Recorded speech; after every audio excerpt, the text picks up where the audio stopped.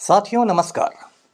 पटना बिहार से मैं Amitabh Kumar Das, IPS 94 batch, और आप देख रहे हैं मेरा अपना यूट्यूब चैनल दास बोले बिंदास। क्योंकि जब बुज़दिलों ने मुंह में दही जमा लिया हो तो दास का बिंदास बोलना ज़रूरी हो जाता है।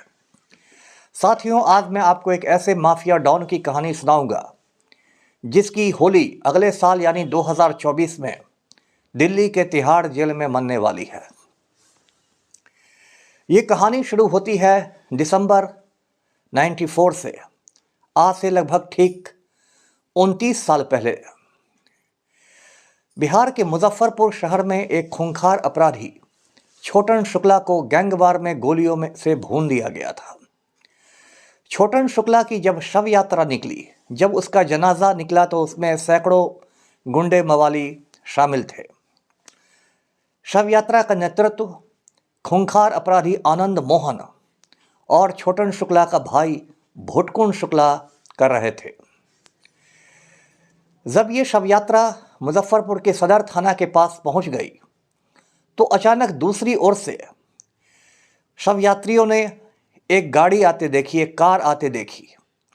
कार के आगे बोर्ड लिखा हुआ था जिलाधिकारी गोपालगंज, यानी डीएम गोपालगंज।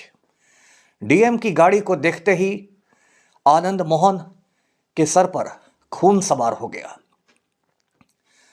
उसने भुटकुन शुक्ला से कहा कि इस कलेक्टर को गोली मारो, और इसके बाद इन लोगों ने जी कृष्णैया, जो गोपालगंज के डीएम हुआ करते थे, 1985 बैच के आईएएस थे, उनके सर में गोली मार दी।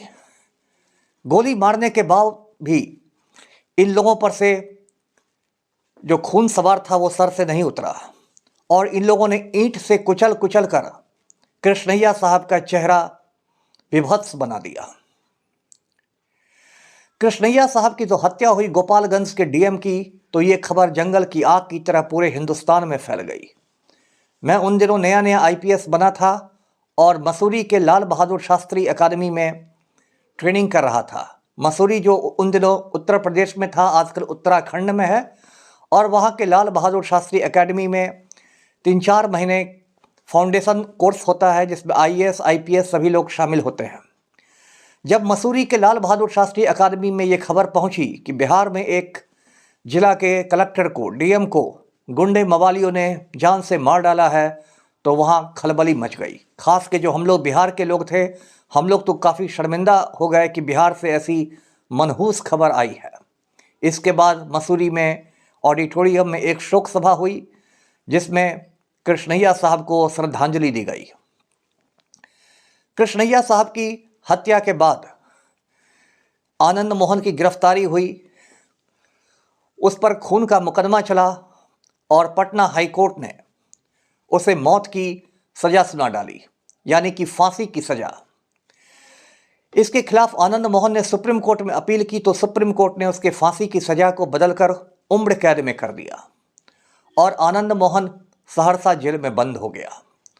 सहरसा जेल में 15-16 साल तक आनंद मोहन उम्र कैद काटता रहा। हालांकि उसकी दबंगई की वजह से जेल में भी उसे कई सुख सुविधाएं हासिल थी। धीरे धीरे 2022 आ पहुंचा। 2022 में जो बिहार के मुख्यमंत्री हैं नीतीश कुमार, जिनको पूरी दुनिया पलटू राम के नाम से जानती है, उनके सलाहकारों ने उन्हें बताया कि यदि आनंद मोहन को समय से पहले जेल से छोड़ दिया जाता है तो राजपूत वोट बैंक में आपकी सेंधमारी हो जाएगी। नीतीश कुमार ने ये बात मान ली और बिहार सरकार का जो जेल मैनुअल होता है, जो कारा हस्तक नियम होता है, उसमें संशोधन के आदेश दिए।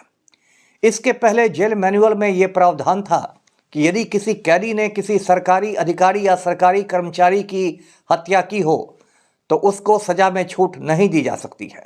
लेकिन पलटू राम के आदेश पर वो जो क्लॉज था, वो जो शर्त थी, उसको हटा दिया गया और इस तरह आनंद मोहन के छूटने का मार्ग प्रशस्त हो गया, रास्ता साफ हो गया।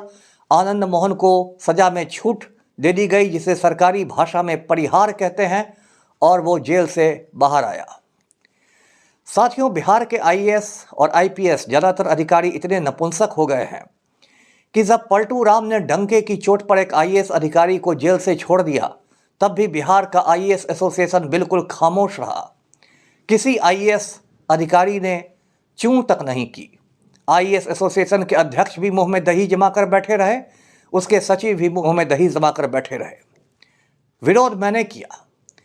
मैंने आनन फानन में पटना हाईकोर्ट में एक पीआईएल दायर किया, जनहित याचिका दायर की और आनंद मोहन की रिहाई को रद्द करने की मांग की। मैंने हैदराबाद में अपने एक दूत को भेजा, जिसने कृष्णैया साहब की पत्नी श्रीमती उमा देवी को बताया कि उन्हें भी सुप्रीम कोर्ट जाना चाहिए। श्रीमती उमा देवी ने सुप्रीम कोर्ट में आनंद मोहन की रिहाई को चुनौती दी और सुप्रीम कोर्ट के बेंच में इसकी सुनवाई हो रही है, जिसमें 2 न्यायमूर्ति हैं, न्यायमूर्ति सूर्यकांत और न्यायमूर्ति दीपांकर दत्त। अगली तारीख जनवरी 2024 में पड़ी है और पूरी संभावना है कि सुप्रीम कोर्ट आनंद मोहन की रिहाई को रद्द कर देगा और मार्च में जो होली आएगी वो होली आनंद मोहन की दिल्ली के तिहाड़ जेल में मनेगी। तो आपको कैसी लगी ये कहानी कमेंट सेक्शन में कमेंट्स करके ज़रूर बताएंगे और मेरे इस चैनल को सब्सक्राइब करेंगे। धन्यवाद। जय हिंद।